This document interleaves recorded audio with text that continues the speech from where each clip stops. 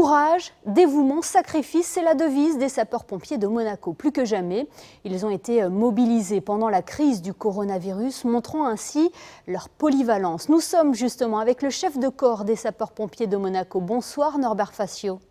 Bonsoir Émilie.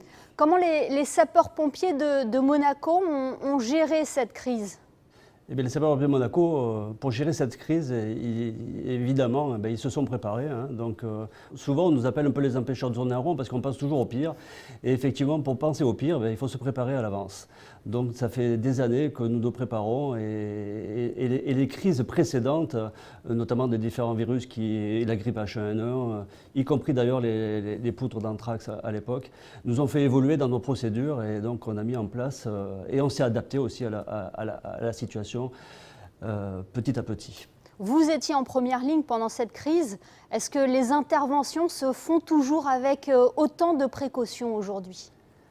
Alors, à ce jour, les interventions Covid sont un peu plus limitées. Cette procédure est un peu moins appliquée parce qu'il y a moins de cas, évidemment. Mais ceci dit, de toute façon, dans tous les cas, c'est-à-dire même les personnes asymptomatiques, nous prenons des précautions, car comme vous le dites, nous avons été en première ligne, et la première ligne, effectivement, elle est très importante, parce que si, par malheur, les sapeurs-pompiers de Monaco, qui sont les vecteurs de transport au CHPG des différents malades, avaient été contaminés, bien évidemment, ça aurait posé un problème important.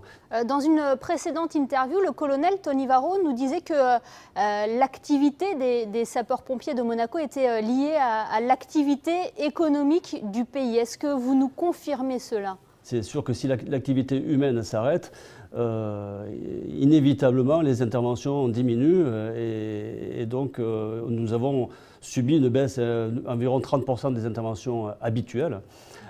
Ceci dit, ça ne veut pas dire que parce que les interventions courantes ont diminué, que le corps de sapeurs-pompiers n'a pas été en mouvement et ne s'est pas adapté à la crise. Bien au contraire, nous avons mis pas mal de choses en place et ça nous a occupé pas mal de temps. Vous avez été également, on va dire, l'un des éléments majeurs pour notamment la campagne de dépistage ou le centre d'appel Covid.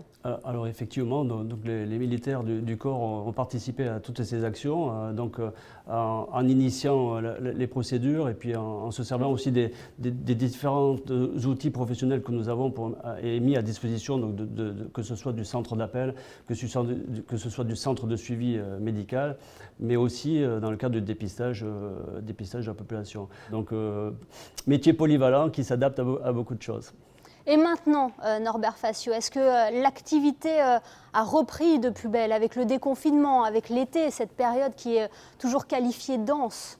L'activité, je dirais, elle n'est pas repartie de plus belle, comme vous dites, parce que on n'a pas encore retrouvé les niveaux des années précédentes, mais effectivement, l'activité est repartie à la hausse, puisque qui dit activité humaine dit augmentation des risques, donc activité sapeurs-pompiers. Et comment se passe la vie en caserne ? Est-ce que les pompiers sont masqués ? Est-ce que l'on respecte là aussi la distance physique ? On a restructuré la vie collective, on va dire. Donc on s'est adapté au niveau du sport, au niveau de la restauration, au niveau des manœuvres, de la formation des acquis. Et donc les choses sont toujours en vigueur à l'heure actuelle, puisqu'il n'est pas question de se relâcher. J'exhorte même tous les gens à faire très attention, que ce soit en interne ou que ce soit à l'extérieur. Quand on voit ce qui se passe en hémisphère sud, on peut se poser des questions pour l'avenir. Ceci dit, donc je suis toujours vigilant, nous sommes toujours vigilants. J'ai des personnels qui appliquent et qui sont des professionnels, donc qui appliquent les mesures à la lettre. Et donc nous faisons très attention. L'objectif de base que nous étions assignés, c'est-à-dire que le virus ne rentre pas, il ne faut absolument pas qu'il rentre, même avec le déconfinement. Merci beaucoup Norbert Facio d'avoir été avec nous.